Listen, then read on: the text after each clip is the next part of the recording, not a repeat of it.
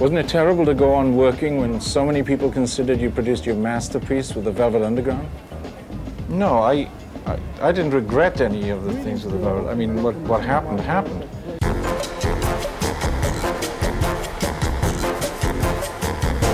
When you left Wales to study classical music in London, what was your ambition?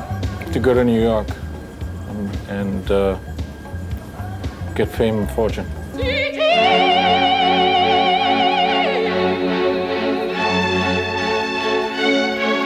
What were your connections with the Fluxus movement before you left for the States?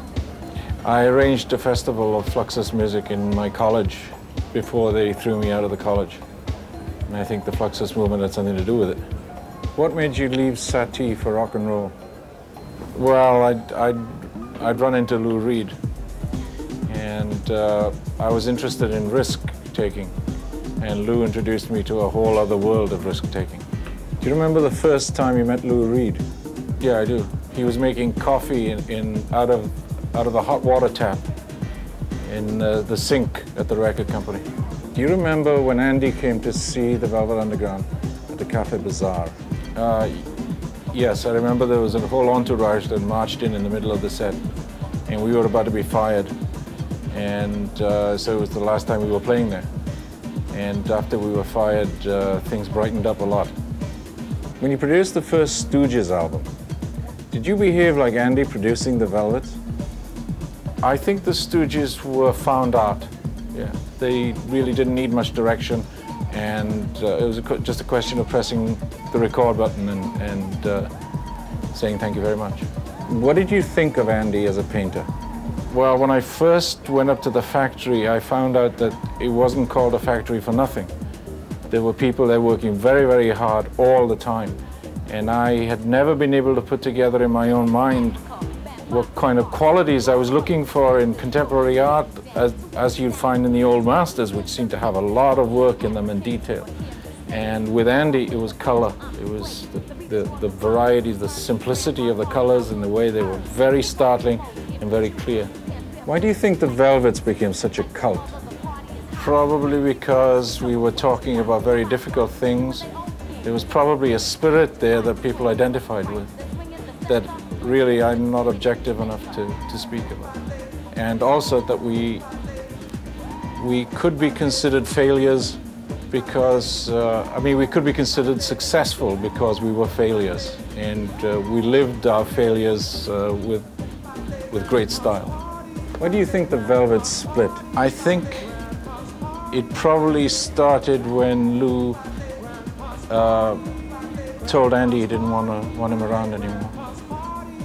And things just got worse from there on, in that we had no one there that was really a conspirator with us. And he was always there reminding us of all the crazy ideas we had and that we should keep on with them. When Andy left, there was no one there that we could bounce our ideas off of, and we just ended up being a road band, which is very painful. And I think all those ideas that we had just sort of vanished into thin air. Lou and you could have been like Lennon-McCartney, Jagger Richards, or Rodgers and Hart. Do you agree with that? That's a very flattering idea.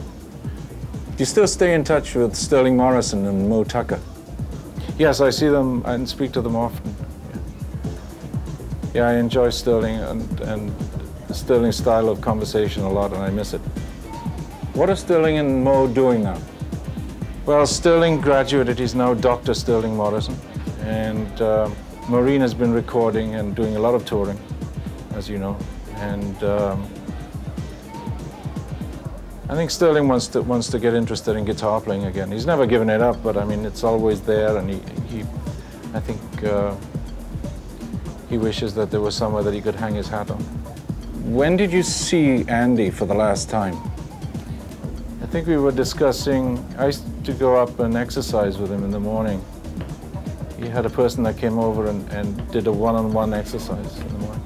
And we started discussing an Andy Warhol exercise video with music.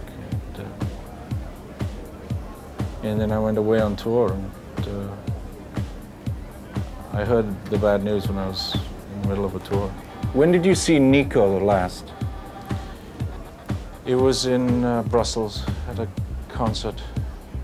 And we just traveled through Japan. And she was with a band. And we played together in the Palais de Beaux-Arts in Brussels. When you met Lou at Andy's funeral, how long had you seen him? I'd seen him off and on for quite for a long time, for all those years, but we'd never really discussed anything of value. Except finding out what happened to the Velvet Underground royalties, which we finally did find out. How did you manage to work with Lou Reed again after such a long time?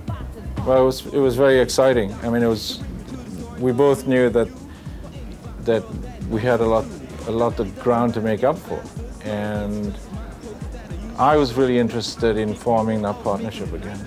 And